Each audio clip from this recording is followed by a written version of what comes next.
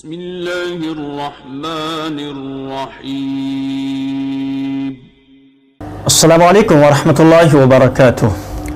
ناظرین، ایک مرتبہ پھر اس کا استقبال ہے مقرر ٹی وی یوٹیوب چینل پر۔ ناظرین، آج ہم بات کرنے والے ہیں کہ اپنی تقریر کا اختتام یعنی اپنی تقریر کو ختم کیسے کریں۔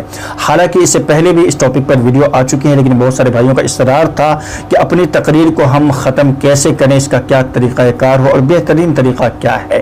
تو اس ویڈیو کے اندر میں آپ کو بنیادی بیسیکلی 4 ایسے طریقے بتلاؤں گا جس سے آپ اپنی تقریر کو ختم کر سکتے ہیں۔ دیکھیں ناظرین، تقریر کے 2 اہم حصے، 2 اہم جز ہوتے ہیں۔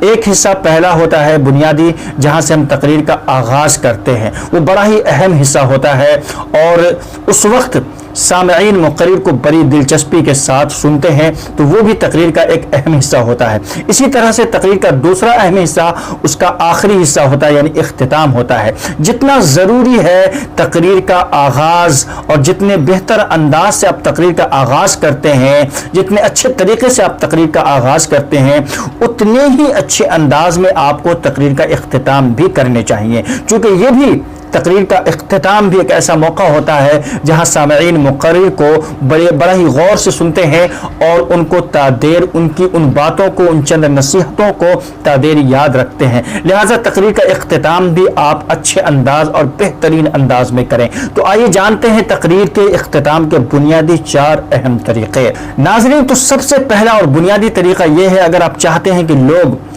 محفل کے اندر مسکرانے لگے، ہنسنے لگے، کھلکھلانے لگے، قہقہا لگانے لگے، تو آپ کو چاہیے کہ آپ تقریر کے اختتام پر کوئی ایسا لطیفہ کہیں جس کے اندر مزاح بھی ہو، جس کے اندر نصیحت بھی ہو، جس کے اندر عبرت بھی ہو۔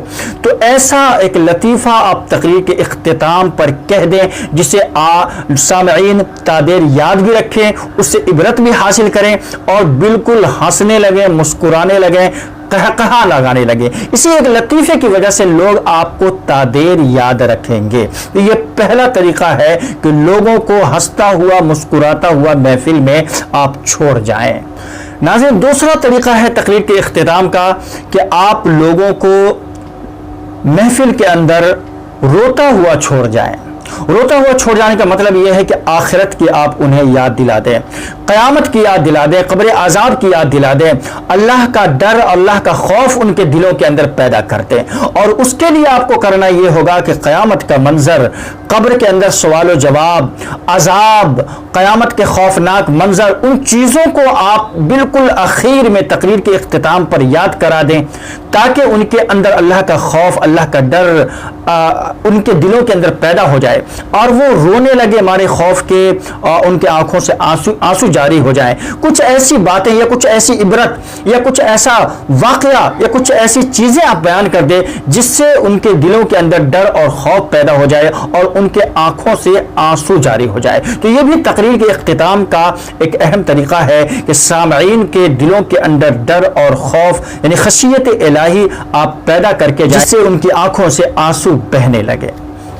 ناظرین، اسی طرح سے تقریر کا تیسرا اور اہم طریقہ ہے اختتام کا کہ آپ تقریر کے آخر میں کوئی ایسا شعر کہہ دیں جس کے اندر حکمت ہو، جس کے اندر نصیحت ہو، جسے تادیر لوگ اس کو یاد رکھ سکیں اور اس کی وجہ سے نہ صرف اس شعر کو بلکہ آپ کو بھی یاد رکھیں کہ فلاں مقرر نے تقریر کے اختتام پر ایک بڑا ہی غضب کا، کمال کا شعر کہا تھا۔ تو آپ ایک اپنے ٹاپک، اپنے عنوان کے حساب سے تقریر کے اختتام پر کوئی بہترین شعر بول کر جائیں جسے تادیر لوگ یاد رکھیں، آپ کو بھی اور آپ کے اس شعر کو بھی اور آپ کے تقریر کے اختتام کو بھی۔